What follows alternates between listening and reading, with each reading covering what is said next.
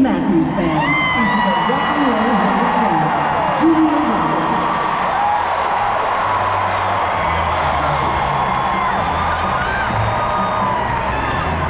Julia Roberts.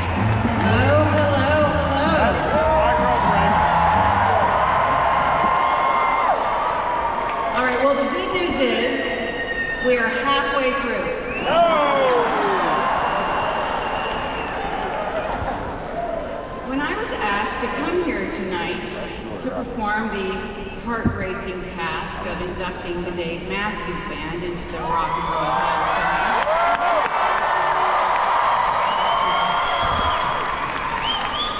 I asked one what felt obvious and critical question. Is there anything that I should not do or say? Right? Music people can be funny about things, and I just didn't want to do anything wrong right off the bat. A few days later, I got a message with the answer, and it said, when it comes to talking about the band, Say less. don't play favorites. Amen.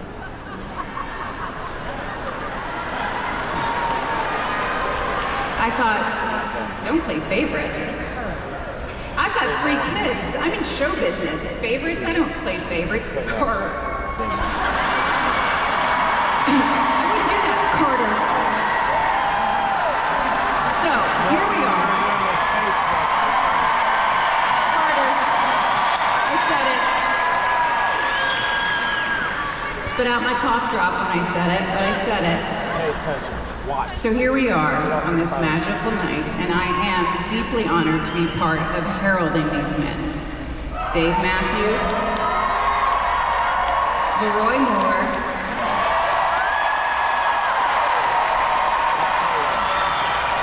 Carter Beauford,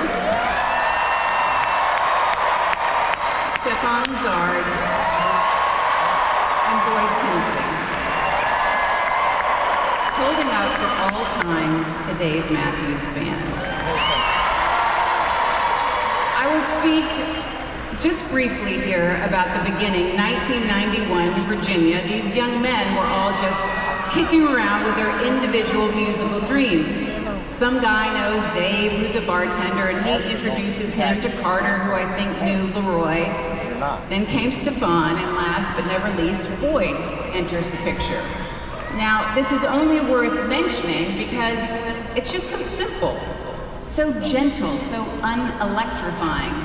But then they somehow became a band, one that is commonly referred to as phenomenal, stupendous, magnificent, and for me personally, life-affirming.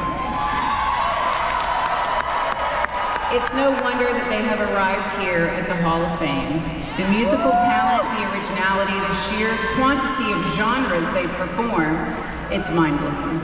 And I've been lucky enough to attend many a Dave Matthews Band concert, and I don't think I've ever heard any of their songs played the same way twice.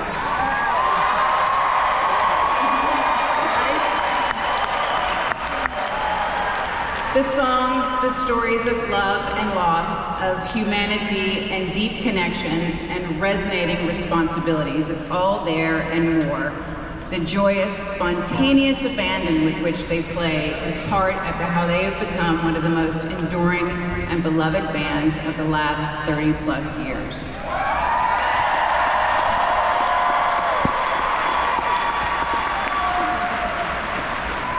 The first time I ever danced with my husband was almost 25 years ago to a Dave Matthews Band song.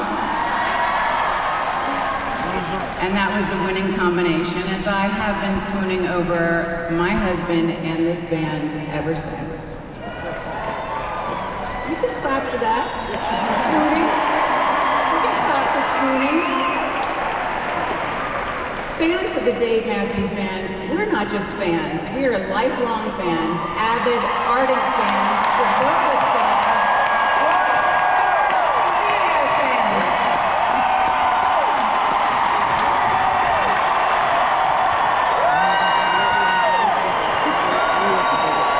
This is intense. You people are wild.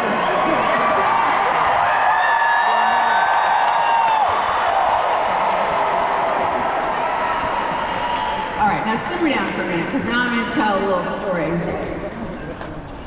Being a friend and a diehard fan over these many years, I was enchanted to learn a few things when I was doing a little homework for tonight. I thought I would, ask some questions, find out a little bit more about the members of the band. I found out some interesting things. Stefan Lazard, for example, left high school his junior year and apparently has a number of aliases.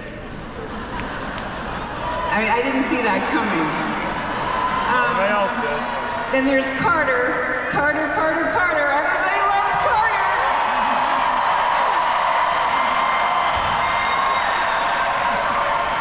Carter is a fellow Scorpio. Happy almost birthday.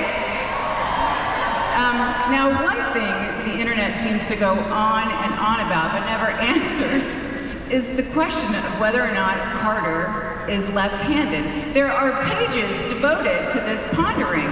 There is analysis. It's so funny. I am left-handed, and I will tell anybody who asks me. But Carter, it's a mystery. And finally, there is David Matthews.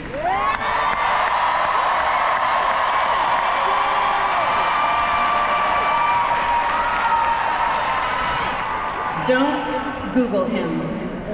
Don't, really. I did it and I was immediately filled with regret. The first story that comes up about Dave Matthews is how he suffered a stroke, and I was stunned. I called my best friend Paige, who's here tonight, also a diehard fan, and I said, "Oh, sweet mother of God, Dave Matthews had a stroke. Did you know this? I didn't know this." And as I'm going on and on, she, of course, wisely has Googled it and tells me that, in fact, if I had read on, I would have seen that it was a man named Dave Matthews in New Zealand in his 60s. He might be musical, we'll never know. He had suffered a stroke, but was making a beautiful recovery. I was very relieved and Googled on to discover, friends with Adam Sandler. Didn't know that.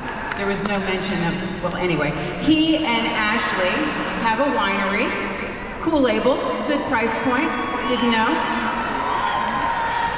And then it reads, when did Dave Matthews come out?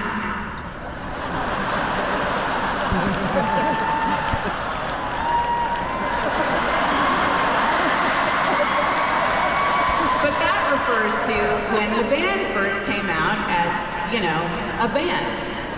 So these are the things that happen when you name the band after yourself. I'm also going to take a moment just to add one big, robust, congratulatory inclusion to four more incredible gents. Tim Reynolds,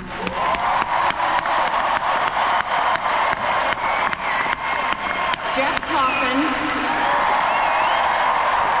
Rashawn Ross, and Buddy Strong, who over the years have brought their outrageous talents to the Dave Matthews Band family, and we are ever so grateful for it. And finally, I just want to personally give thanks and praise to a woman who I see as the central pillar, the tent pole holding up this wild circus tent, the exceptional Ashley Harper Matthews.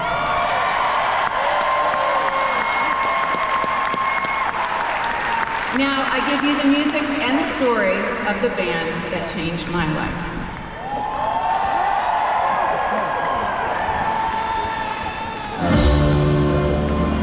Dave's talent, it's undeniable. It's in the songs, it's in his voice, it's in his body, and his band members believe that.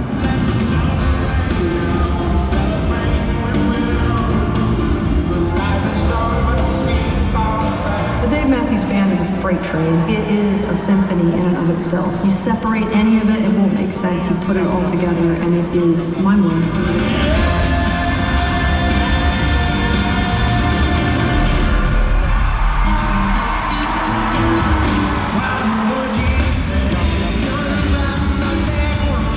In a bar in Virginia. It was a club club that had jazz, and so a lot of the guys in the band used to play there. What attracted me to all these guys wasn't so much the instruments that they played, but what came through their instruments. When we first started out, we played anywhere. We played fraternities as often as we could. Fraternities were packed. I mean, and the same fraternity kids came to the club. That music was just college. It was just a great moment because grunge was so big at the time, and they were definitely not grunge, but they were still alternative. The college crowds just loved it. The first 3 years we were together, the band didn't even exist outside of touring. We hadn't had an album. We hadn't been approached by record companies.